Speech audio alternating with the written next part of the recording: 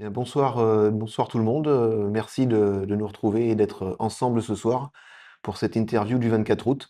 Interview qui a été initiée, voilà, une proposition qui a été faite de se retrouver, qui a été ouverte aux différents médias, médias locaux, médias de Saint-Martin. Et donc, c'est dans ce cadre que nous nous retrouvons ce soir et où je vais répondre à toutes les questions qui vont être posées par Karim.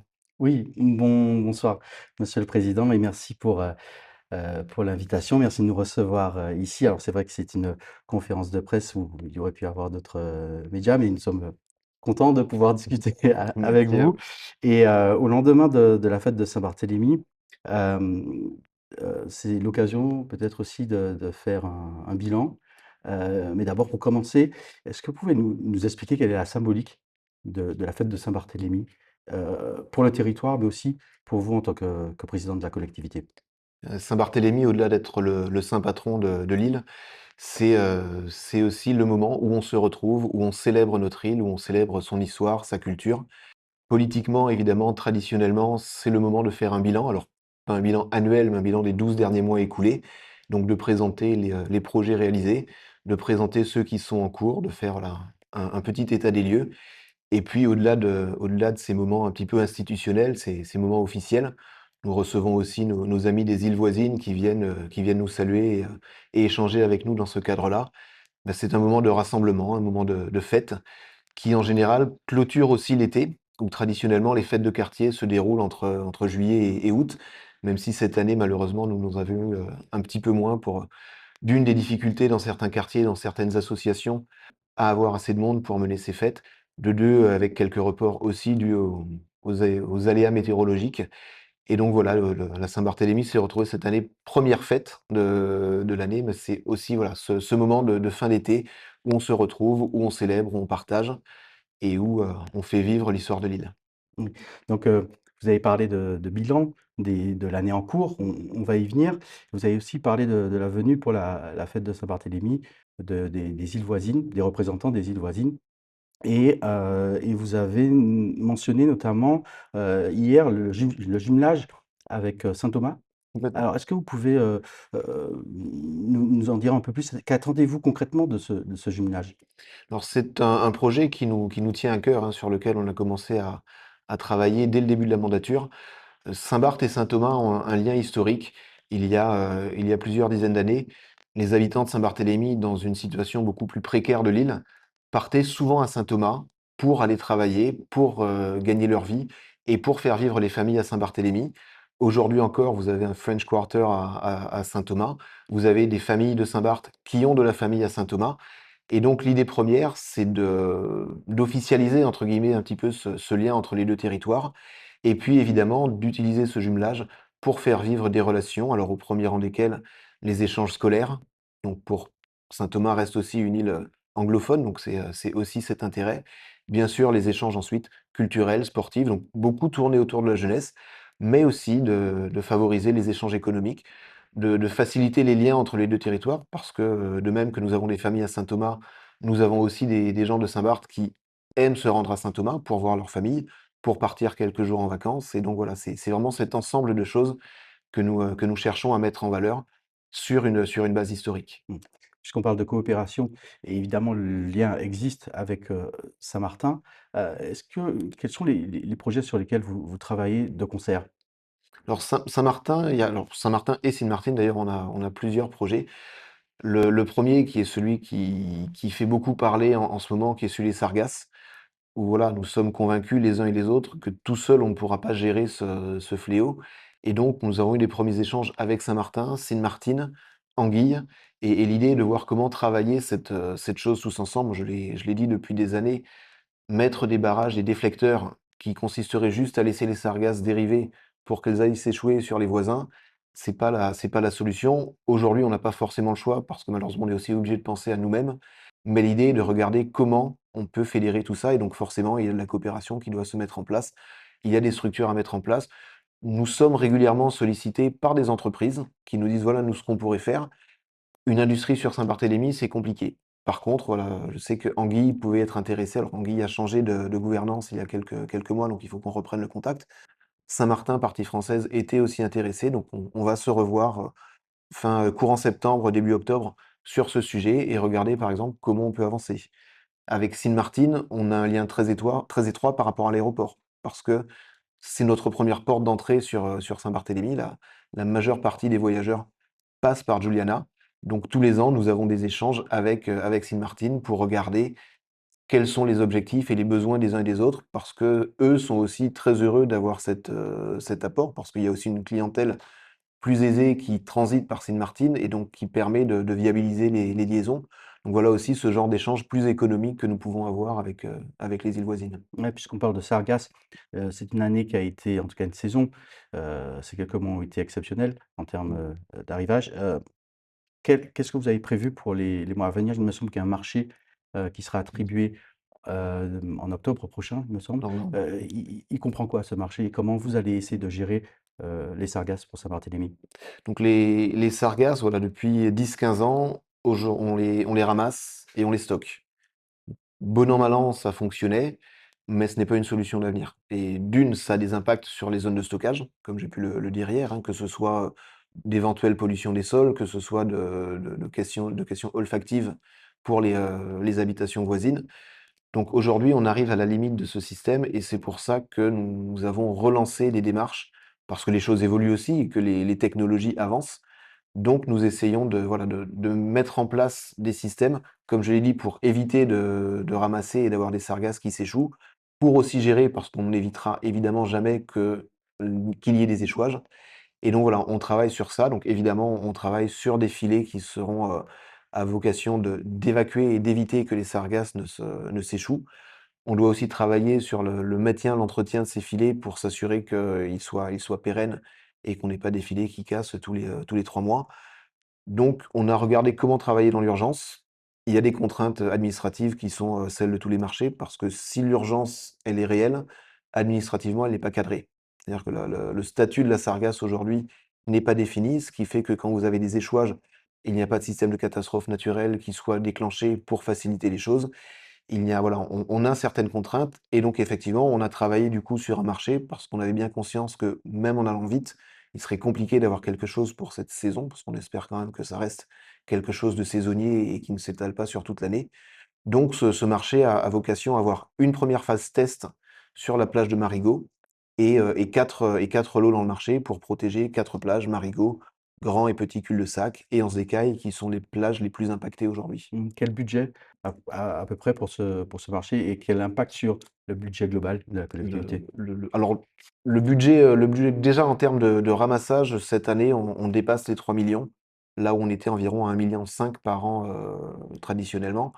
On avait budgété 2,7 millions, je crois, de mémoire cette année, donc on est déjà en dépassement et on continue d'investir. Sur les filets, en acquisition par filet, on est autour de 200 000 à 300 000 €. Donc il faut compter un marché de bien 1 million pour pouvoir tout installer et puis ensuite, évidemment, il y aura tous les entretiens. On a commencé à travailler avec les marins-pêcheurs. On a pu le faire là aussi dans l'urgence. C'est pareil, il faudra qu'on puisse structurer tout ça pour s'assurer idéalement, moi j'aimerais que les marins-pêcheurs répondent à un marché dans un 2e temps d'entretien. Mais voilà, là aussi, on mettra les choses en place pour regarder comment tout ça peut fonctionner. Et puis en parallèle, on travaille aussi sur des solutions pour ce qui continue de s'échouer et pour faciliter le ramassage. On a un nouveau marché qui est passé, début avril sur justement le ramassage, où on a étendu les plages sur lesquelles on intervient, où les entreprises ont aussi pu s'adapter parce que comme ça a été fait, toujours un petit peu dans l'urgence par le passé, eh bien le coût des véhicules, par exemple, n'était pas bien amorti. Donc, quand vous avez une entreprise de BTP qui, achète un véhicule pour 10 ans et qu'il est utilisé pour gérer les sargasses, en 2 ans, 3 ans, le véhicule est hors d'usage. Donc voilà, ça nous a permis de remettre un petit peu tout ça en place pour que ce soit juste pour les entreprises et pour que la réponse aussi sur le ramassage soit mieux adaptée. Enfin, on doit remettre le terrain de stockage en état. Comme je l'ai dit hier, hein, c'est un terrain qui a été choisi, assez rapidement à l'époque et qui était probablement le seul disponible d'ailleurs. Néanmoins, il y a des conséquences, donc l'idée est là aussi de travailler à évacuer tout ce qui est sur site. Donc nous avons commencé à travailler avec, Sint Maarten pour le coup et des entreprises qui pourraient évacuer pour remettre le terrain autant en état que possible et repartir sur quelque chose qui soit, mieux maîtrisé, qui anticipe un peu mieux les conséquences de ces échouages et là aussi il faut compter, a priori, au bas mot, entre 3 et 4 millions, si on veut vraiment remettre ce terrain en état. Pour finir en quelques mots sur le sujet des sargasses, mais qui est important et qui a une notion, aussi, sanitaire évidemment pour la population. Est-ce que vous, heu, déplorez que ou pas, peut-être que l'État ne prenne pas en charge un peu plus cette question? Alors, la 1re chose que je déplore, c'est vraiment la notion de statut de l'algue qui n'est toujours pas déterminée et je pense que oui, sur des arrivages ailleurs, sur des arrivages plus importants, certainement que les choses auraient bougé plus vite. Après, en toute transparence, je suis obligé de faire aussi un petit peu profil bas parce qu'il y a des aides de l'État qui sont mises en place et le conseil exécutif s'est prononcé contre ces aides il y a quelque temps en disant: «Voilà, on ne veut pas, de la participation de l'État».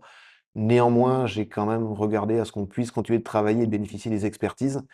Donc d'un côté, oui, effectivement, je pense les îles ne peuvent pas être laissées toutes seules et je pense pas qu'à Saint-Barthélemy, parce que même si nous avons des moyens financiers qui permettent de faire certaines choses, nous sommes aussi conscients que ce n'est pas le cas de toutes les communes. J'ai pu aller en Guadeloupe il y a quelques jours, où il y a aussi des communes, y compris touristiques, qui sont fortement impactées. Saint-Martin l'est aussi.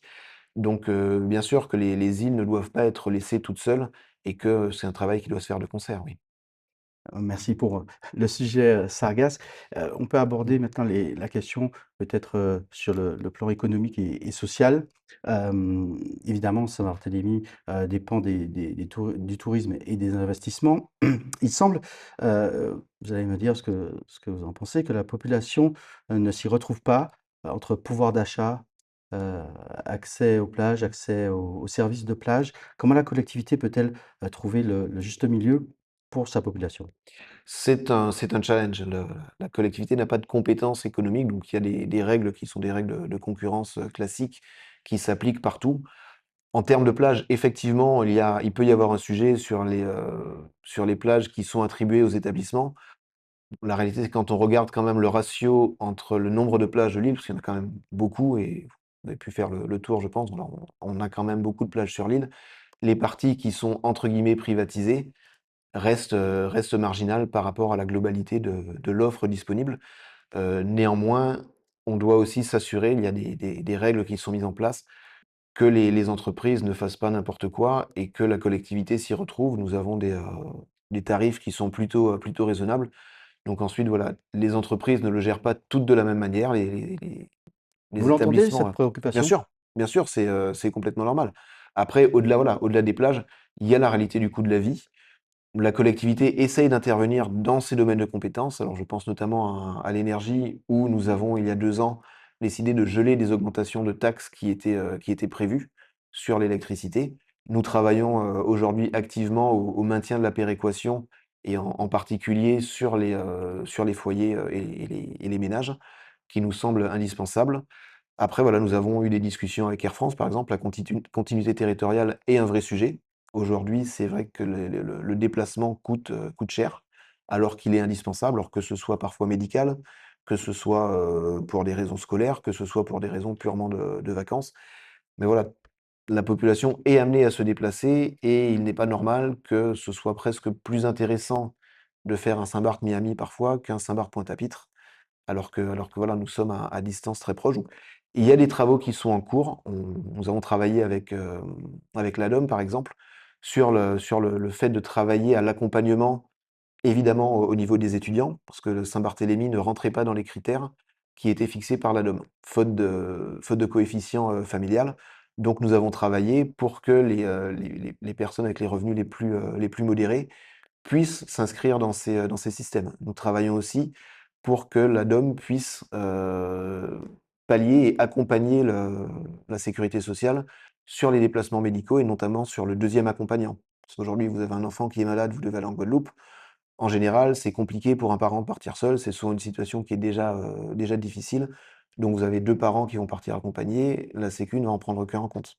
Donc voilà, on a ce genre de choses et puis après évidemment sur tout ce qui est, consommation au quotidien, c'est plus compliqué parce que voilà, ce sont des choix et des questions de concurrence, même si la concurrence s'ouvre un petit peu, donc on prône effectivement d'avoir un maximum de concurrence. Maintenant, il y a aussi une loi du marché qui s'impose et ce qui est plus compliqué à gérer. Mmh. Vous parliez de transport, j'en profite pour rebondir, puisque le territoire, comme celui de Saint-Martin d'ailleurs, est soumis aux importations et le temps, d'acheminement, vous le savez, devrait peut-être encore augmenter dû à la réorientation des routes maritimes. Comment est-ce que la collectivité, peut faire pour que le consommateur ne soit pas encore lésé? Alors, pour le moment, on essaye de faire ce qui est dans nos mains, c'est-à-dire de solliciter, d'alerter. Donc, Mélissa Lake, notamment, qui est présidente de la commission économie, s'est rendue en Guadeloupe, a rencontré le port autonome pour, voilà, travailler la chose. Nous travaillons évidemment avec les prestataires et avec la CMA-CGM avec laquelle nous avons eu quelques rencontres. Et puis nous nous appuyons aussi sur nos parlementaires sur ce sujet pour porter le message, à Paris. Et donc voilà, on essaie, on reste optimiste que les choses se passent bien, mais c'est évidemment un sujet de vigilance que nous avons. Nous avons aussi entamé des travaux de modernisation du port de commerce. Une 1re étape cette année qui a été faite avec un agrandissement des zones de stockage, de dépotage pour anticiper sur ce sujet, pour évidemment renforcer aussi les normes de sécurité sur le port. D'autres étapes doivent suivre. Alors, nous devons, augmenter le bâtiment de stockage, donc créer des zones de parking également pour, là aussi, libérer de l'espace. Nous devons, étendre côté port pour le coup et côté rade, le bâtiment pour avoir, gagné en espace et pour sécuriser notre captation d'eau. Donc certains de ces travaux sont en cours, d'autres vont être sur le budget de 2026 pour pouvoir continuer ce phasage et aussi par nos infrastructures accompagner cette réalité. Pour le coup, là aussi, on réfléchit sur la question de taxation, parce qu'aujourd'hui, vous avez une taxe quand vous laissez vos conteneurs un certain temps sur le quai. Il va peut-être falloir qu'on revoie aussi ce système pour s'assurer d'avoir une rotation optimisée et après voilà, on surveille aussi, on a conscience que même si il y a pu y avoir des inquiétudes sur le port autonome, malgré tout, même si on n'est pas toujours directement concerné ou à la marge aujourd'hui, on constate aussi que la stabilité sociale sur le port autonome s'est quand même grandement améliorée ces derniers temps, ce qui est aussi porteur d'espoir, même si on reste vigilant. Après cette petite parenthèse sur le transport et les importations, on revient sur la préoccupation, de la population et et notamment sur la mobilité à Gustavia. Heu, hem, il y a des travaux sur le parking de la salle des spectacles. Mmh. Quel est le projet aujourd'hui? Alors C'était une salle de alors spectacle qui le devient une salle de si voilà, si en conférence? fait, si non, si on reprend l'historique, le projet de départ était de faire un parking, donc je vous parle de la mandature précédente. Le projet de départ était de faire un parking pour Gustavia. Et donc ensuite, s'est rajoutée l'idée de dire: «Bah, quitte à faire ce parking, rajoutons au-dessus une salle de spectacle, effectivement, salle de conférence et etc.» Nous avons souhaité en début de alors, je me suis jamais caché de ne pas être très favorable à ce projet parce que le sujet au-delà du parking dans Gustavia, c'est aussi la fluidité de la circulation. Or, cet emplacement, aujourd'hui, nécessite que tous les véhicules continuent de passer par Gustavia. Néanmoins, le projet était lancé, donc nous avons cherché à optimiser cet espace. Nous avions notamment des besoins sur notre bibliothèque territoriale qui est vieillissante, qui est contrainte en espace. Donc voilà, nous avons repensé un petit peu l'espace sans en changer la vocation. Donc il y a toujours les 2 niveaux de parking. Il y a toujours une salle de spectacle par-dessus et voilà, des espaces prévus pour la bibliothèque, pour les associations, pour aussi faire vivre ce bâtiment sur toute la journée, toute la semaine. Donc il a fallu reprendre un petit peu tout ça, donc forcément ça a mis un petit peu de temps. Nous avons ensuite eu quelques contraintes qui sont arrivées par rapport à des absences sur le projet de départ et notamment en termes de sécurité. Donc c'est pour ça qu'aujourd'hui, si les travaux ont repris, nous avons une étape complémentaire à rajouter. Nous avons évidemment une sécurisation parce que les travaux ayant été arrêtés un petit peu de temps, il a fallu quand même reprendre un certain nombre de choses. Mais surtout aujourd'hui, nous devons sécuriser par rapport au terrain qui se situe, en amont de l'excavation qui a été faite, suite à la constatation qu'il y avait un certain nombre de rochers qui étaient positionnés sur ce terrain et qu'il fallait, s'assurer de sécuriser avant de travailler. Donc aujourd'hui, Au Aujourd'hui, donc on est où nous en sommes? il y a eu un décalage ces dernières semaines suite au rejet du CFU. Néanmoins, voilà, les choses se sont relancées, donc les experts sont en train de faire les rapports pour que l'on puisse continuer d'avancer et de faire Le avancer ce projet est projet. prévu à horizon? Vous avez une date Le peut-être? projet aura forcément, allez, on va dire, minima 3 4 ans de travaux et sachant que nous avons des marchés aussi qui sont, repassés parce qu'il y a une entreprise qui a été défaillante, que vous connaissez certainement aussi à Saint-Martin, qui est celle qui travaillait sur le projet d'hôpital et donc il a fallu aussi reprendre ça pour le coup, ça ne retarde pas. Néanmoins, voilà, il y a ces aspects administratifs qu'il a aussi fallu reprendre. Maintenant, voilà, une construction comme ça, il faut compter, ouais, entre 3 et 4 ans de travaux. Mmh. Autre préoccupation, celle du handicap. Mmh. Où en sont les projets d'IME et de maisons, Mmh. d'accueil D'accueil spécialisé. spécialisées? Ça aussi, c'est un projet alors que nous avons repris en début de mandature, suite à un appel à projet de l'ARS. Il y a une association, société, je ne sais plus la forme juridique qu'ils ont, qui a été mandatée pour ouvrir ces 2 infrastructures sur Saint-Barthélemy. Le projet était d'abord situé sur Anse-des-Cailles, là où il y a une structure, temporaire d'ouverte sur la partie enfant, l'IME. Les associations sont venues nous voir, l'association en l'occurrence, il y en a qu'une sur Saint-Barthélemy, pour indiquer leurs inquiétudes et leurs doutes sur le choix de ce terrain. Nous avons donc repris le travail et en fait, petit à petit, nous avons, augmenté le projet parce qu'au-delà de l'IME et de la masse, il y a plusieurs autres infrastructures qui étaient en nécessité de locaux. Il y avait des questions aussi pour le logement du personnel qui va y travailler. Donc nous avons, fléché un terrain voilà, qui a été validé par tout le monde. Les travaux ont été faits pour, se mettre d'accord et l'expression de besoin a été vue pour tout le monde. Donc il y a un pré-projet qui a été validé avec tout le monde et donc aujourd'hui, nous sommes en phase AMO. L'architecte va être, nommé dans la foulée et les travaux, là aussi pourront se dérouler donc, avec l'espoir d'avoir quelque chose qui ouvre, en 25, on va dire d'ici fin 2028 si les choses se passent bien. En profitant de parler, puisqu'on parle de santé, de l'hôpital, Mmh mh. hem, heu, vous allez me dire si je me trompe, mais il me semble qu'il y avait 2 projets à Gustavia et à Saint-Jean, donc finalement Mmh. C'est vrai qu'il y a eu débat sur la localisation avec plusieurs motivations. En toute transparence, nous avons une question de foncier sur le bâtiment actuel et j'ai souhaité, entre guillemets, essayer de mettre la pression, sur l'ARS et sur l'hôpital, en fléchant aussi un autre terrain, même si la réalité, c'est que quand bien même nous construisons un hôpital aujourd'hui sur un autre terrain, ça reste la responsabilité de l'ARS de donner l'autorisation d'exploitation. Donc, on ne peut pas gagner à tous les coups, on va dire et c'est vrai que ce choix, cette tentative n'a pas eu, en ce qui me concerne, l'effet, escompté. Après, il y avait aussi une réflexion, qui était de se dire, au-delà de la pression à mettre, est-ce qu'il n'y a pas une opportunité de faire une construction ailleurs? Voilà, avec un ensemble de discussions. Alors, ça ne fait toujours pas l'unanimité, hein, très clairement. Maintenant, nous avons une majorité d'élus qui s'est dégagée pour dire: «Non, non, travaillons sur Gustavia».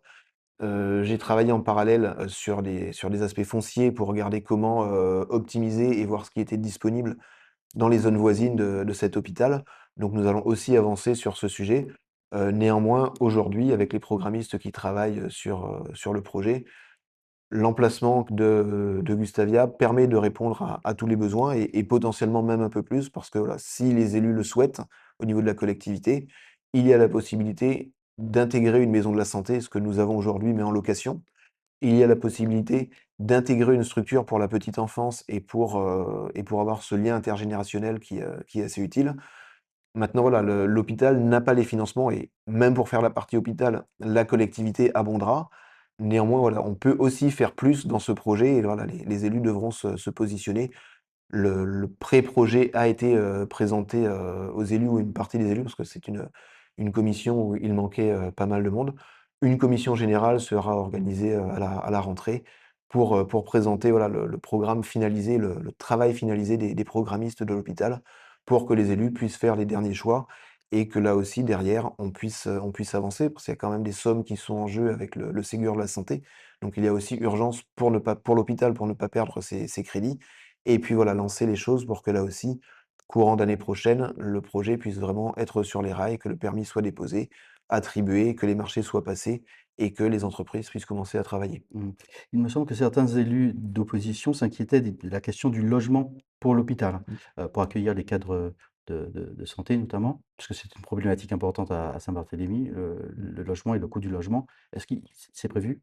Alors sur le projet, c'est prévu. Le foncier que nous devrions, acquérir dans quelques semaines, mois, permettrait, le cas échéant, de construire du logement et donc c'est déjà en proposition pour l'hôpital de dire: «Si nous construisons, nous metterions à disposition une partie des logements construits. En parallèle, la convention avec l'hôpital sera remise sur la table du conseil territorial dans les prochaines semaines, avec la proposition Saint-Barthélemy, aujourd'hui, la collectivité, propose alors, techniquement 5 logements, par convention 4 au personnel de l'hôpital et donc l'idée est d'augmenter cette offre avec 2 logements complémentaires parce que la collectivité vient de faire des acquisitions foncières. Nous avons acheté une douzaine de logements récemment, nous en avions acheté 2 de plus il y a quelques mois.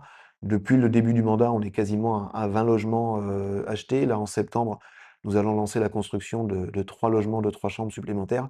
Donc l'idée a toujours été de dire: lorsque nous investissons, évidemment, c'est pour la collectivité, mais nous souhaitons garder une quote-part de ces logements pour la santé et pour l'éducation. Donc, depuis 3 ans, nous augmentons petit à petit les moyens mis à disposition de l'éducation nationale. Au niveau de la santé, c'est vrai que nous étions sur 5 depuis un moment, donc, là, on regarde pour proposer très rapidement 2 logements complémentaires qui sont déjà, achetés et qui pourraient être, à disposition, avant fin octobre de l'hôpital, si les élus le valident. Merci. J'aimerais qu'on aborde la question de de la sécurité. D'ailleurs, avant de parler du projet, Frontières intelligentes, j'aimerais qu'on en parle. Une toute petite parenthèse, vous avez vu, très certainement que le ministre de l'Intérieur, Bruno Retailleau, était en visite, en Martinique et en Guadeloupe, mais pas de passage ni à Saint-Martin, ni à Saint-Barthélemy. Un commentaire? Je je comprends, je ne fais pas partie de ceux qui pensent que lorsqu'on vient sur les territoires, il faut faire le tour complet. Nous avons des échanges quand même assez simples et assez réguliers avec les ministres. Alors, les venues peuvent effectivement, accélérer les choses et je pense à la venue de Gérald Darmanin il y a 1 an et demi de mémoire. Voilà, nous nous étions vus à Paris, nous avions échangé sur les sujets. Les venues, souvent, les ministres aiment aussi faire des annonces, donc ça permet un petit peu d'accélérer les choses de temps en temps. Voilà, néanmoins, monsieur Retailleau, ce n'est un secret pour personne, est assez proche de notre sénatrice, donc le lien est plutôt facile. Donc non, j'ai pas de sujet. C'est vrai que les venues ministérielles, pour te dire, ce sont aussi beaucoup d'organisation, du temps passé, donc voilà, on est toujours heureux de recevoir, mais on ne tient pas rigueur quand ils ne viennent pas jusqu'à nous. Merci et parlons donc de ce projet Frontières intelligentes. Donc, il est dit que c'est un projet pour la surveillance des côtes, de la protection de la population, de l'économie et de la qualité de vie. Est-ce que vous pouvez nous expliquer? La sécurité sur Saint-Barthélemy, ça fait partie de notre carte de visite. Notre carte de visite touristique évidemment et bien sûr que pour notre population, c'est indispensable de garder cette sécurité très forte. Comme sur tout territoire, les choses évoluent. Alors, c'est vrai que des fois on entend beaucoup parler de certains événements qui se passent à Saint-Barthélemy, là où dans beaucoup de communes, de villes, plus ou moins grandes, ça ne ferait même pas de ligne dans les médias. Néanmoins, voilà, nous avons cette qualité de vie, nous avons cette habitude sur Saint-Barthélemy, donc forcément, nous sommes extrêmement vigilants. Il y a eu plusieurs étapes, depuis les mandatures précédentes, c'est un travail que nous continuons. Nous déployons la vidéosurveillance sur toute l'île. Maintenant, nous avons aussi un sujet parce que forcément une île, c'est ouvert, donc vous pouvez rentrer par le port, mais vous pouvez passer par à peu près n'importe quelle plage.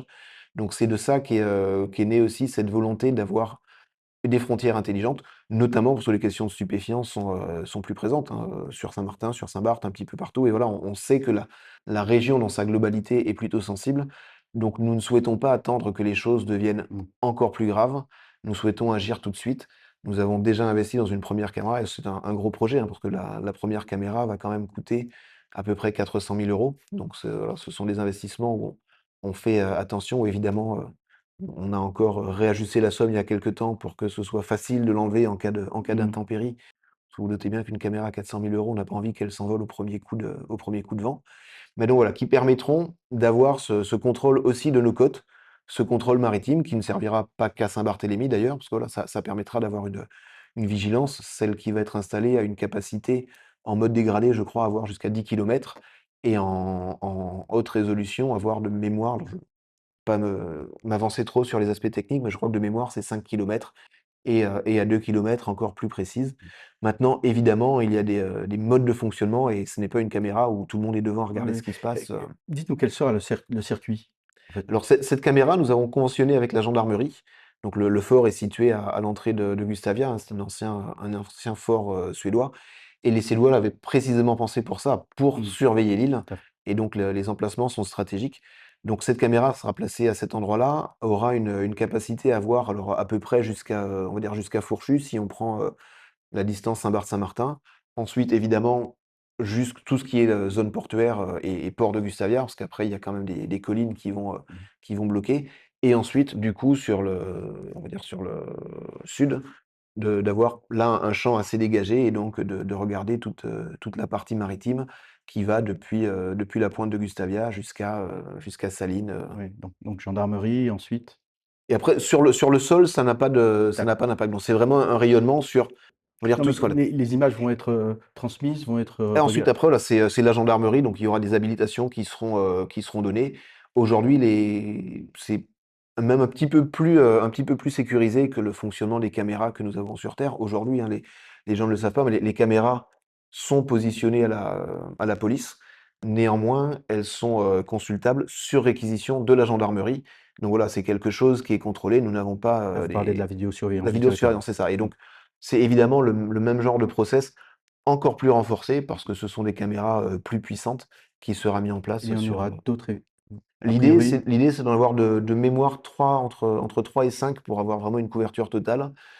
Aujourd'hui, nous avons repéré les emplacements, mais ils ne sont pas forcément tous propriété de la collectivité, donc il y a un travail à faire. Il y a des questions de zonage aussi, certaines peuvent être en zone verte, donc il faudra regarder comment on fait travailler tout ça. Mais l'idée, voilà, c'est à terme d'avoir entre 3 et 5 caméras qui soient posées, sur ces frontières. Nous avons en parallèle un travail sur un centre de surveillance aussi, qui permettra, voilà, de combiner un petit peu ce travail.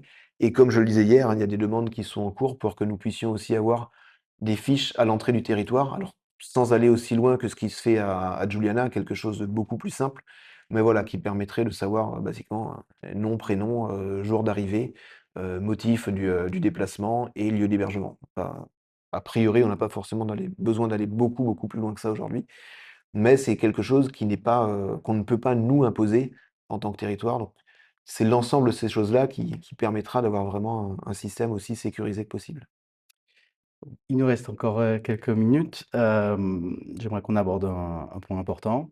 Vous supposez, c'est le plan, politique. Nous sommes quasiment à mi-mandat et votre, mandature, on peut dire qu'elle est, déjà, mouvementée. Alors, comment gouverner sans majorité? Avec de la patience, avec, de la pédagogie que manifestement quand je vois, certains votes, je ne dois pas avoir suffisamment. Et puis avec, surtout la nécessité de toujours garder en tête l'intérêt collectif. Comme, j'ai pu le dire, hein, nous sommes, tous élus par la population. Les élus, quelle que soit leur couleur politique, ont des rémunérations qui sont identiques. Donc, il faut continuer de travailler pour la population en permanence. C'est vrai que bon, comme j'ai dit, hein, c'est pas je vais pas faire comme si c'est un long fleuve tranquille, ce n'est pas simple tous les jours. On l'a vu, il y a plusieurs démissions au sein du conseil, au sein des différents groupes. Il y a du mouvement en permanence et qui montre bien qu'au-delà de la stabilité d'une majorité, la stabilité tout court de cette mandature n'est pas évidente parce que bon, d'une, nous sortons quand même d'une période de 27 ans, de même majorité, donc forcément il y a des habitudes et il y a aussi des habitudes de la population qui savaient d'ores et déjà que, ça c'était possible et que ça ne l'était pas. Avec, je vais pas reparler du caractère et de la personnalité de mon prédécesseur, mais donc voilà, tout le monde savait à peu près où se positionner. Vous avez une nouvelle majorité qui arrive, vous avez des nouveaux élus qui arrivent, donc entre guillemets, ça réouvre la boîte de Pandore et toutes les demandes ressortent, donc ce qui n'est pas simple. Après voilà, il y a des raisons, purement aussi de désaccord entre les personnes, hein, qui sont comme je dis, qui sont d'ailleurs pas forcément de base extrêmement politiques, qui sont vraiment des questions de voir comment on fonctionne en tant qu'élu, quel est le rôle d'un élu, quelles sont les limites qui s'imposent à nous. Et comme je l'ai dit, voilà, nous sommes sur une mandature où en fait, des 19 élus, il y en a quasiment aucun qui a été dans cette position. Vous avez des élus qui étaient dans une majorité, qui sont passés dans une opposition. Vous avez des élus qui étaient dans l'opposition, qui sont passés dans une majorité. Vous avez des élus qui sont sur un premier mandat. Ceux qui sont en conseil exécutif ne l'ont jamais été. Moi-même, évidemment, alors j'ai été et dans la majorité et dans l'opposition, mais bien évidemment qu'une position de conseiller territorial ou de président, ce n'est pas la même chose. Donc il a aussi fallu que tout le monde fasse ses armes. Malgré tout, ce que je déplore, c'est qu'il y a on va dire la partie visible, où il y a beaucoup de désaccords. Le conseil territorial est l'occasion évidemment d'être une tribune, donc voilà, chacun prend des positions. La réalité, c'est qu'une majorité d'élus travaillent, ensemble. Quand je fais mon discours hier et que vous entendez le nom d'une série d'élus, c'est pas juste une figure de style, c'est parce que j'ai pas vocation à féliciter quelqu'un qui ne travaille pas, donc c'est parce que voilà, le travail se fait, qu'il y a des échanges qui se font et qui se font souvent en bonne intelligence, qu'il y en a d'autres qui sont plus compliqués. Finalement, si on essaie de prendre un peu de hauteur, est-ce que ce n'est pas mieux de devoir, composer et de devoir donc écouter l'opposition? Mais c'est ce que j'ai pu dire en début de mandat, hein. Au-delà des difficultés qui sont arrivées par la suite, la composition du conseil territorial, au final, reflète aussi parce que nous avons historiquement, on va dire 3 groupes, même si une fusion, mais en tout cas, voilà, les 3 groupes étaient représentés avec leurs couleurs et donc oui, ça demande derrière évidemment du débat et comme j'ai dit hier, je suis très favorable au débat d'idées, je suis très favorable à ce qu'on confronte les idées et maintenant, oui, très clairement, quand vous êtes en position de président, eh bien, il faut composer et donc très clairement, je pense que ça évite de s'endormir sur ses lauriers et je pense qu'il y a pas grand monde qui imagine que je puisse passer mes journées à dormir vu et le travail qui se fait et le contexte politique et donc oui, bien sûr, ça permet de faire avancer certains projets. Certains ne font pas consensus et voilà, moi-même, il y a des projets que je ne ferai pas avancer sur cette mandature. Heureusement, ce n'est pas forcément des projets qui sont aujourd'hui indispensables. Je pense au code des contributions où, à mon sens, nous avons une révision en profondeur à faire de ce code des contributions pour qu'il soit plus juste, pour qu'il soit plus précis. Nous avons fait, certaines évolutions, il en reste à faire. Maintenant voilà, la collectivité vit avec ce code des contributions depuis 2007. On va dire que les finances de la collectivité sont plutôt bonnes et plutôt saines, donc voilà, si sur l'année et demie qu'il reste, nous ne révisons pas complètement le code des contributions, ça ne sera pas non plus, pénalisant. Ça l'est un peu plus sur un sujet comme l'urbanisme, où il y a des besoins et où voilà, là, on voit bien la difficulté, faute de majorité, de faire avancer, certaines idées et d'être bloquante. Après, je suis moi-même mis en difficulté sur certaines décisions et je l'accepte et d'ailleurs, vous pouvez voir qu'en conseil territorial, il peut y avoir des points qui sont rejetés. Il peut y avoir des points où, je les amène, même si ce n'est pas forcément ma volonté première et qui passent. Donc voilà, c'est effectivement, cette configuration offre aussi un pluralisme. Voilà, le tout est de rester dans un jeu politique aussi sain que possible et encore une fois en gardant la population en ligne de mire. Mmh. Sur le budget, évidemment, on sait que le compte financier, a été le compte financier unique a été rejeté. Où en est-on aujourd'hui? Alors il a été, rejeté 2 fois, donc nous avons, enclenché les procédures logiques. La préfecture a été saisie, la chambre, régionale des Des comptes comptes. a été saisie et donc c'est elle qui devait émettre son avis. Il se trouve que nous sommes toujours en phase d'expérimentation et Saint-Barthélemy s'est inscrit dans cette phase d'expérimentation. Il y a aussi forcément des difficultés et là, dans le cas d'espèce, lors de la consolidation informatique des documents, il y a eu une coquille, c'est-à-dire que 2 lignes qui devaient se fusionner sont restées défusionnées. Donc C'était l'objet voilà, du aucune conseil, c'est ça, territorial, exactement, donc de début du mois. Mmh. aucune incidence sur les chiffres, mais la chambre, territoriale a demandé par transparence à ce que ce soit représenté aux élus et donc je pense que les élus alors voilà, je vais pas parler à leur place et le rejet du CFU était à mon sens extrêmement politique, ce qui a été bien compris et d'ailleurs la chambre était un petit peu embêtée lors des premiers échanges, parce qu'eux-mêmes nous ont expliqué: «Nous avons l'habitude d'être saisis parce que sur l'ensemble des communes aujourd'hui, nous avons un compte de gestion et un compte administratif. Un est réalisé par la collectivité, l'autre est réalisé par l'État et la trésorerie et donc nous sommes saisis quand il y a des accords entre les 2 et qu'on n'arrive pas à se mettre d'accord». Le CFU, c'est déjà ces 2 documents qui sont compilés dans un seul et s'il est réalisé, c'est parce que et la trésorerie et la collectivité sont d'accord. Donc eux-mêmes ne savaient pas trop comment se positionner. Ils se sont dit: «Nous allons regarder la procédure qui a été mise en place pour le réaliser». Il y avait pas de souci de procédure, mais voilà, il y avait ce petit bug qui a fait qu'il y a eu un troisième vote qui n'était pas prévu, alors qui n'était pas, forcément le plus agréable à faire, ni pour les uns ni pour les autres, parce que, voilà, c'était une période complexe, une période qui était difficile pour les entreprises, pour la population, parce que c'est aussi un sujet que les gens ne maîtrisent pas forcément. Il y a eu un amalgame entre le budget et le CFU, Mmh. alors que c'est pas le budget qui avait été rejeté, Mais Saint-Barthélemy a aussi cette caractéristique que son budget est quasiment entièrement autofinancé. Donc forcément, quand vous ne validez pas les comptes, bah, le budget, de facto, alors qu'il avait été voté, se retrouve en difficulté. Donc c'est vrai que c'est là où ça a aussi amené beaucoup de confusion. C'est là où je parlais de pédagogie. Nous sommes en troisième année passée de mandature. Donc pour moi, là, les choses étaient claires. C'est vrai qu'on n'avait jamais voté dans ce sens-là. Et donc c'est aussi ce qui a amené un peu de confusion que, personnellement, je n'avais pas anticipé. Mmh, certaines entreprises n'ont pas pu être rémunérées pendant ce laps de temps. Est-ce que c'est réglé aujourd'hui? Oui, oui, alors j'ai pas les derniers chiffres à jour, mais en tout cas, les services de la collectivité ont travaillé en étroite collaboration avec les entreprises. Celles que j'ai pu recroiser, m'ont rassuré, m'ont confirmé que tout était bien en ordre, et je pense que s'il y avait encore des difficultés, j'aurais déjà eu des appels parce que voilà, on travaille, assez, de manière conjointe, et c'est assez simple d'échanger, donc je n'ai pas de nouvelles en tout cas, à date, qu'il y a vraiment des arriérés qui sont encore dus à ce retard de CFU. Très bien. J'ai une dernière question, Monsieur le président. Je pense qu'on ne peut pas terminer cet entretien sans cette question. On l'a dit, précédemment, on est à mi-mandat. Est-ce que vous allez vous représenter en 2027? Le J'ai envie de dire qu'il va se passer beaucoup de choses, enfin, vu tout ce qui s'est passé depuis le début du mandat, je vous dirais que si le dépôt de candidature était demain, oui, bien sûr, j'aime ce que je fais. En toute prétention, je pense que je le fais pas si mal que ça, et voilà, bien sûr que l'envie de continuer de m'investir est là.